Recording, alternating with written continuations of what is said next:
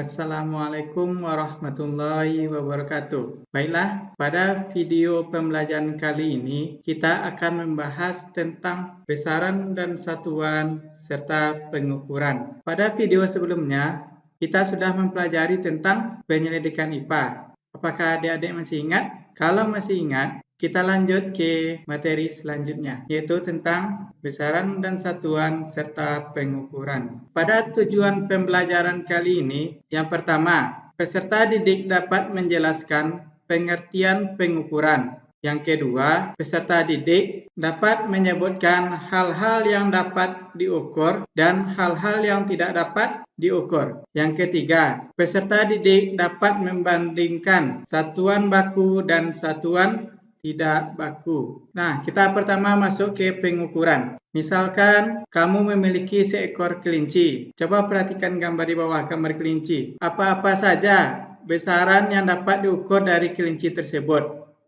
Misalnya kita dapat mengukur berapa panjang telinga kelinci tersebut atau jarak loncatannya serta frekuensi menarik nafas tiap menitnya.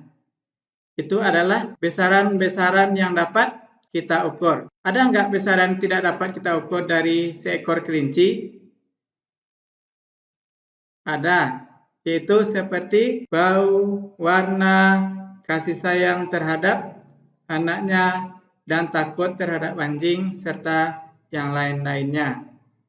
Itu adalah besaran yang tidak dapat diukur dari seekor kelinci. Nah, misalkan ada 3 temanmu melakukan pengukuran panjang terhadap meja yang sama, tetapi dengan jengkal pada masing-masing dari temanmu. Diperoleh hasilnya sebagai berikut. Untuk pengukuran meja yang dilakukan oleh Andrian, diperoleh 6 jengkal. Sedangkan panjang meja yang diukur oleh jengkal Edo sebanyak 5,5 jengkal. Sedangkan panjang meja yang diukur oleh Emi itu sebanyak 7 jengkal. Mengapa hasil pengukuran ketiga temanmu itu berbeda-beda? Coba jelaskan.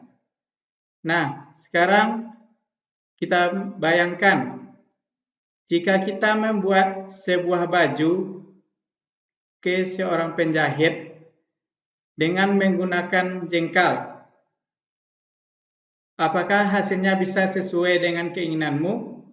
Jika penjahit itu menggunakan jengkalnya, sedangkan kita menggunakan jengkal kita, apakah hasilnya akan sama?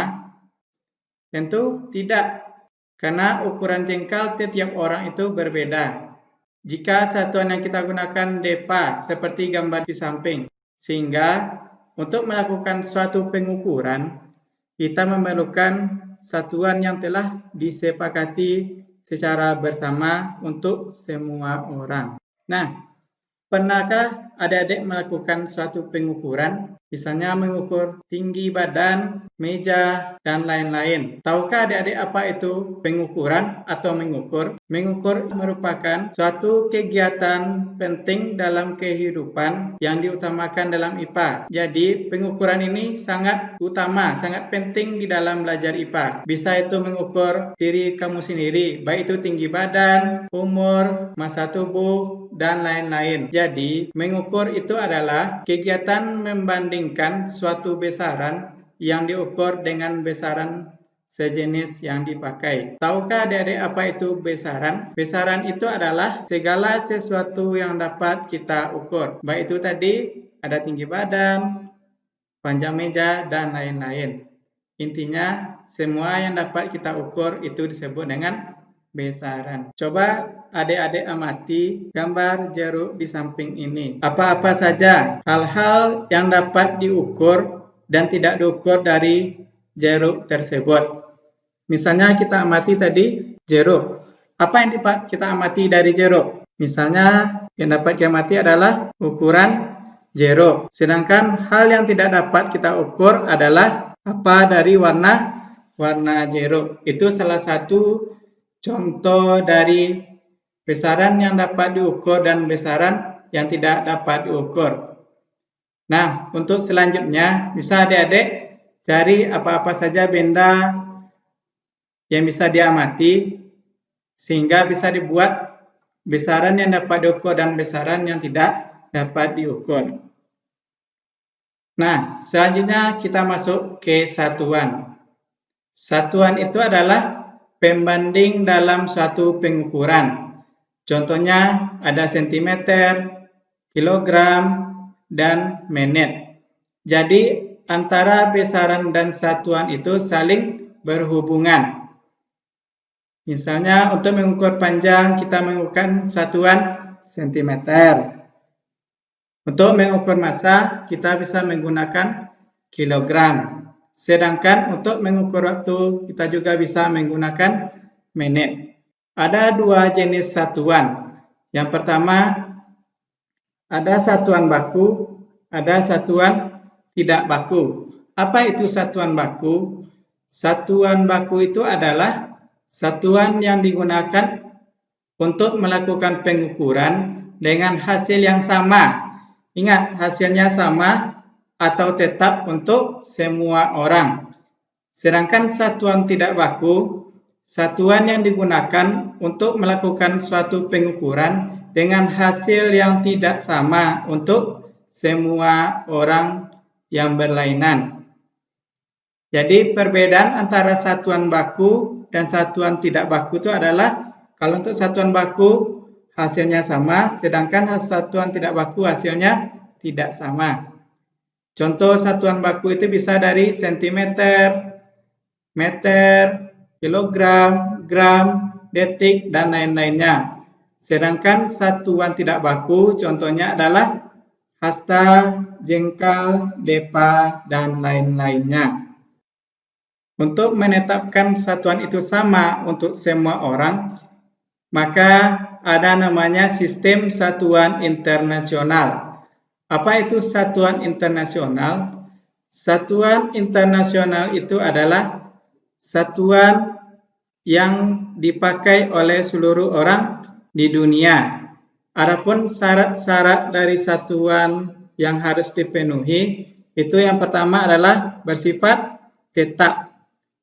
Bersifat tetap maksudnya tidak berubah-ubah, walaupun dari suhu, tekanan, dan lain-lainnya. Yang kedua, sifatnya adalah mudah ditiru. Mudah ditiru oleh semua orang. Yang ketiga adalah bersifat universal atau bersifat umum, bisa dipakai oleh semua orang. Di mana sistem yang digunakan dalam dunia pendidikan dan pengetahuan yaitu yang pertama ada sistem metrik besar atau MKS, meter, kilogram, second, yang disebut dengan sistem internasional, dan sistem metrik kecil atau CGS, sentimeter, gram, sekon. Ini adalah sistem satuan yang digunakan dalam pendidikan. Nah, untuk supaya pahamnya dari materi yang telah kita pelajari tadi, silakan anak-anak lakukan evaluasi dari soal yang telah kami berikan. Untuk mendapatkan video selanjutnya, silakan Anda komen, like, subscribe, bunyikan lonceng, serta share ke teman Anda yang lainnya. Terima kasih. Assalamualaikum warahmatullahi wabarakatuh.